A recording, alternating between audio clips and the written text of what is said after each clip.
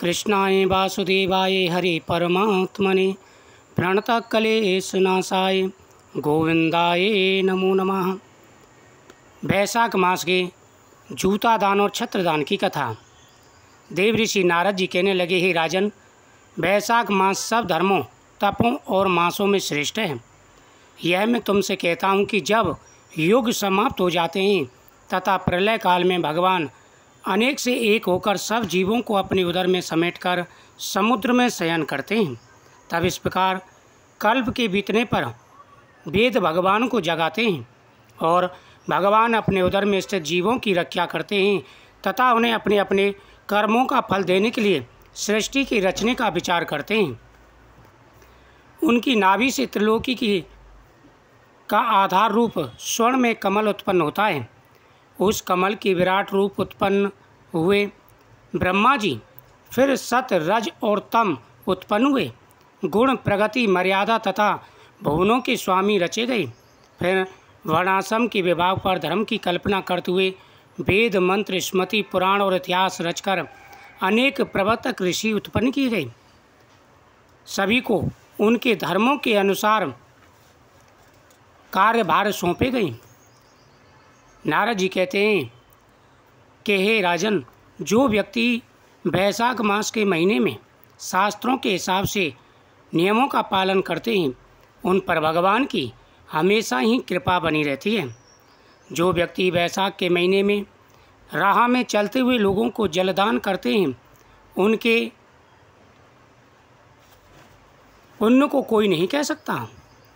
जो व्यक्ति वैशाख के महीने में छाया दान करते हैं, राहगीरों के लिए छाया की व्यवस्था करते हैं, उन्हें अनंत गुना फल की प्राप्ति होती है।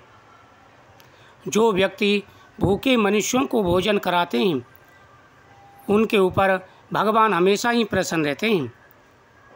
सुखदेव ने प्रश्न किया कि हे ब्राह्मण, वैशाख में छत्रदान का क्या महत्व है? कृपा करके विस्तार पूर्वक बताइए।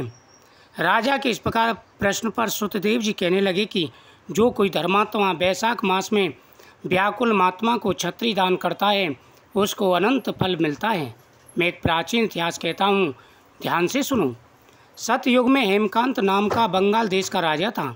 यह राजा कुशकेतु का पुत्र तथा अत्यंत बलवान था। वह राजा एक समय शिकार खेलने वन में गया था और वहाँ पर अनेक मृग सूगरों को मारता हुआ दोपहर में बहुत थक गया तो मुनियों के आश्रम में पहुँच गया। उस समय सतीर्थ नामक ऋषि ध्यान लगाए समाधि अवस्था में बैठे हुए थे।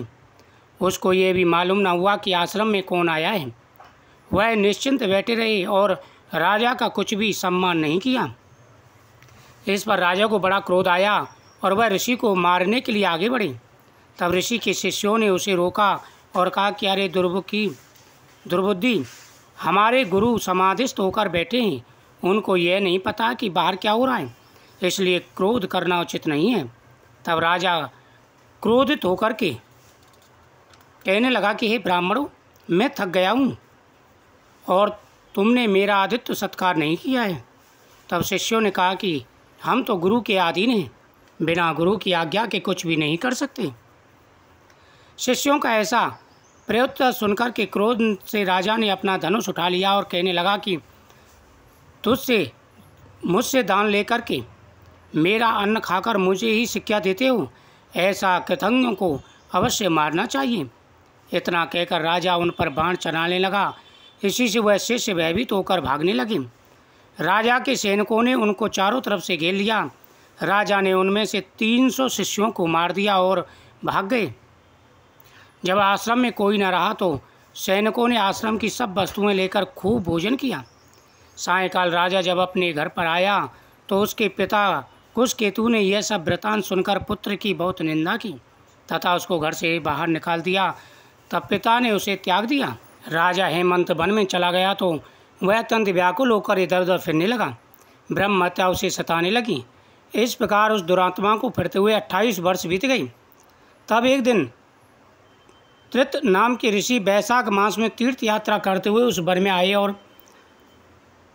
धूप से व्याकुल होकर मूर्छा खाकर पृथ्वी पर गिर पड़े। देव योग से हेमकांत ने ऋषि को मूर्छा खाकर गिरते हुए देख लिया और उसके मन में बड़ी दया उत्पन्न हुई।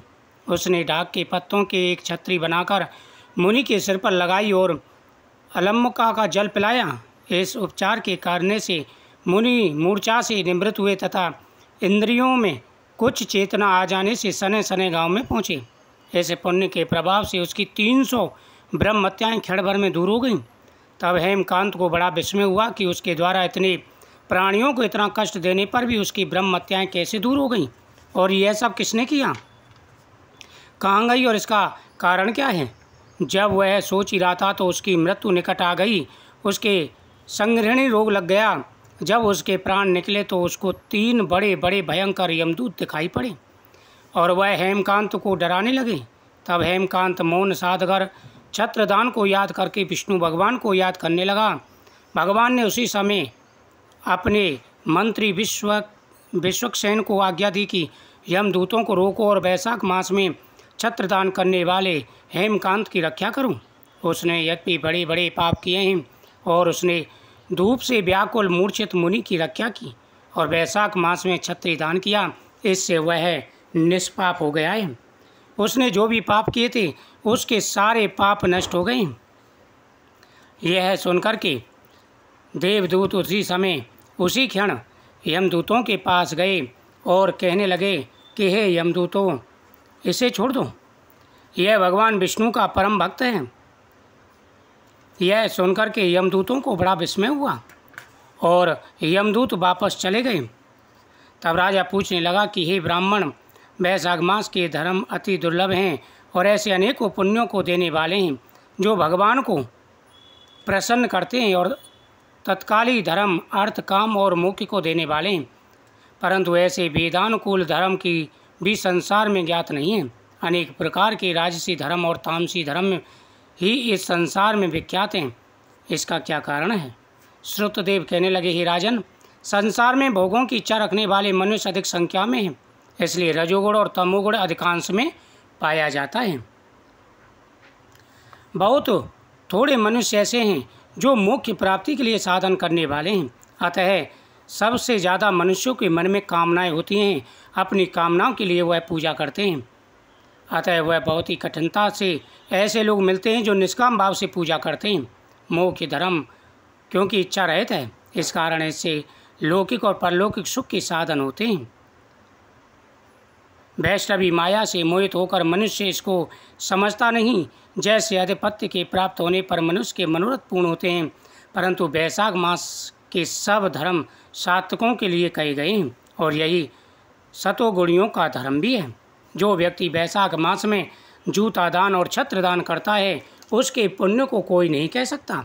करोड़ों गुना उसे पुण्य की प्राप्ति होती है। इस कथा के श्रवण करने से छत्र दान और जूता दान का फल प्राप्त होता है।